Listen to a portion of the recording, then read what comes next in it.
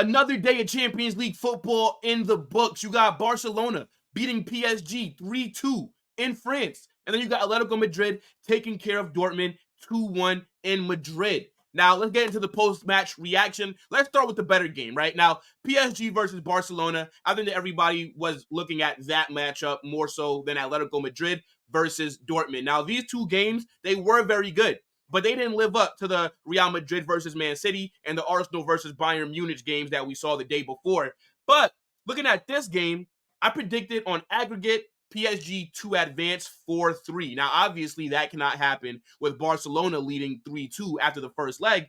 And I think this game was pretty evenly matched, back and forward. Ousmane Dembele getting a goal versus former club. And you just knew that that was going to happen. I feel like whenever a player is going against their old club for the first time, they always end up scoring. It's literally like written. It's in the script. The football gods just always have that happen because Dembele, even though he's been healthy for PSG this season and he's played most of their games, I swear this guy has not scored more than like 2 goals this season. So, of course, one of the only goals that he would score would go against Barcelona. Now, Rafinha, brace.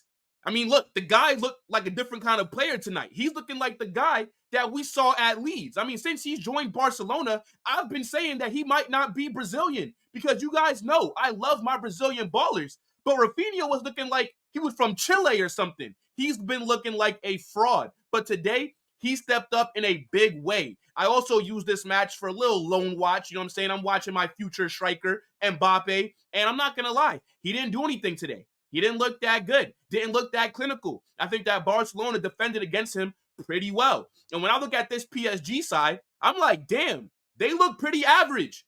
Like, I know that they have a few individual players who are class, right? You got Mbappe, you got Warren Zaire-Emery, you also have Marquinhos, and, you know, Donnarumma, but Donnarumma today didn't look that well, but I think people still regard him as a good player. Also got guys like Hakimi there as well.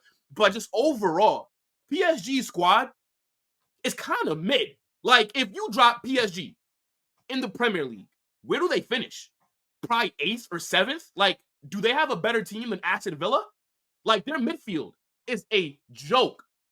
Look at that midfield. All the money that they spent. And that's what they're going out there on Champions League nights with. Their attack as well. The front three. Outside of Mbappe, Marcus Asensio starting down the middle, and Ousmane Dembele on the right wing. Oh my goodness. Yo, PSG, once they lose Mbappe this summer, they definitely got to go into that transfer market and spend a lot of money. They have to. Because it's going to be dark for them. It's dark days ahead. And obviously, I know that Xavi Simons is their player who's on loan at Leipzig, so he's going to go back there and give them a boost. But, yeah, when I looked at that squad today, I was like, and I don't know if it's the Qataris or the Saudis that own that club, but they're going to have to put a lot more money into them before I can actually believe that they'll be a legit threat in the Champions League. But, look, they're in the quarterfinals, and, yes, they are trailing Barca right now.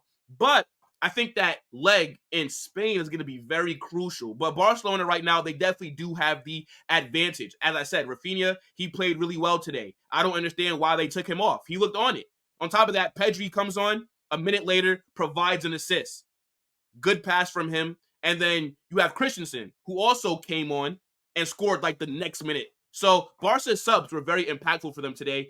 I think that was a very good game. The first half, Barca were up 1-0, and then the second half, PSG scored 2 goals in 2 minutes. So it was looking like, whoa, what the hell is happening here? But Barca, they settled back into the game, was able to take the lead, and I'm still going to stick with my prediction. I'm going with PSG to advance versus Barca. Now, obviously, my aggregate prediction of 4-3 is wrong, but I'm going to say like 5-4. I think that second leg in Spain is going to be an absolute goal fest. And I think Mbappe, there's no way that he goes 2 legs without scoring a goal. I look for him to get back to his best form next leg. And look, we all know that he's joining Real Madrid. So it's only right that he knocks those bums out of the Champions League. But I'll say this before we do move on to Atletico versus Dortmund. If you think about it, right? Mbappe usually turns up versus Barca. Last time he played them, didn't he score a hat trick? So I think that he will want to show them what they're going to be in for the next few seasons when he's at Real Madrid. But yeah, Barcelona, good job. I think that they played really well. Lamine Yamal looked dangerous, but what they're doing with La Masia products, right? They have that 17-year-old kid, Kubasi, and then they're also out there with Lamine Yamal. They started a Champions League game, and this is the knockout stages, mind you, with 2 teenagers. I know that they like to overhype all their young players, but I can't even hate on what they're doing. Now, obviously, Barca have always wanted to incorporate their young stars, but let's just be honest. I think that the only reason that these players get so much PT is because they're broke, right? They can't really spend that much money, but you got to give credit where it's due. A lot of teams in Europe would not do that. It's really only Dortmund that try to, and maybe Ajax, that are pushing these young kids and putting them into these kind of situations. But Lamine Yamal, Kubasi, as long as they can stay healthy and develop, those guys look like gems that Barca have that can go straight to the top. So it's going to be interesting to see what's going to happen in that second leg. But Barca do have the advantage getting the win in Paris. So I think what's going to help PSG in the next leg is that Barca, they're technically not at home. I forget what stadium they're playing in, but it's not the Nou Camp. So, or the Camp Nou, whatever the hell, however the hell you say it. So, I think maybe that can also play a factor in home advantage. But yeah, I think it's going to be a very good second leg, and I look forward to it. Hopefully, PSG can knock those guys out. As far as the Atletico Madrid versus Dortmund matchup goes, look, out of all the other matchups that we got in the quarterfinals, this one had the least amount of hype. But if you watch the game, it was pretty decent. I predicted on aggregate Atletico Madrid to go through 3-1. And I definitely did not think that Dortmund would score in Madrid. You guys know Atletico Madrid at home, they are very well defensively, and they don't usually concede that much. And they ended up getting one through Sebastian Haller late. And then actually, Dortmund did have another chance at the end that they ended up missing. But I think if you're a Dortmund fan, only down 2-1, the second leg is going to be at home. You have to like your chances here. I think Dortmund actually have a shot at beating Madrid. And I pray to God that they do, because I hate Atletico Madrid. They are so damn annoying. They're like a fly that's just by your ear. And whenever you try to swat it, you can never get it, but it always comes back to just buzz. Zzz, zzz. Like, that's how I view Atletico. Their first goal was gifted to them. I don't know what the hell Dortmund's doing there. Makes a terrible mistake. Rodrigo de Paul capitalizes. Goal. They go up 1-0.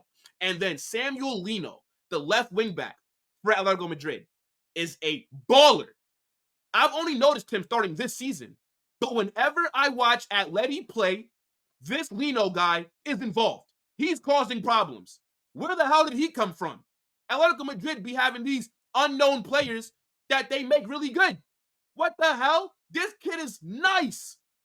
I think he's a wing back because Madrid, they play 3 at the back. So if he's in that midfield on the left wing, then obviously he's going to be tracking up and down that side of the pitch. And at least attacking wise, he's cold. Now, I don't know what he's like defensively, but I rate him just off what I've seen this season. And I think a lot of big clubs around Europe are going to be looking at it like, how much would he cost? Because attacking fullbacks, guys who do what he does with that kind of skill set, they seem to be rated very highly, right? I liken him to like a Jeremy Frimpong at Bayer Leverkusen, who they play 3 at the back, and he's on that wing. He's scoring goals. He's tracking back. But obviously, when you look at the players that have that kind of skill set, like a Frimpong, Trent Alexander-Arnold, Hakimi, Alphonso Davies, generally, defensively, they are not that good. But I haven't really noticed him being an issue for them on that left-hand side. And that's maybe because of how Diego Simeone sets his side up. But I also have to give credit back to Dortmund for playing as well as they did. I didn't expect them to control the ball so much. I didn't expect them to get that many shots off. So I think if they now could play the same way at home, they definitely do have a chance. You're only a goal down. And again, I said 3-1. I think Atletico will still advance if I'm thinking logically. But I'm hoping that Dortmund are able to pull off the upset and knock them out, because nobody wants to watch Atletico Madrid play haram ball in the next round, or possibly, God forbid, in the Champions League final. So we're rooting for PSG and we're rooting for Dortmund. I need Barca and Atleti to get knocked out. But get in the comment section. Let me know what you thought about these two games. Who was your player of the match? And what are your thoughts for the second leg? Don't forget to smash that like button. Get in the comment section, as I said. Share, subscribe, to football carnage. I'm out, people. Peace.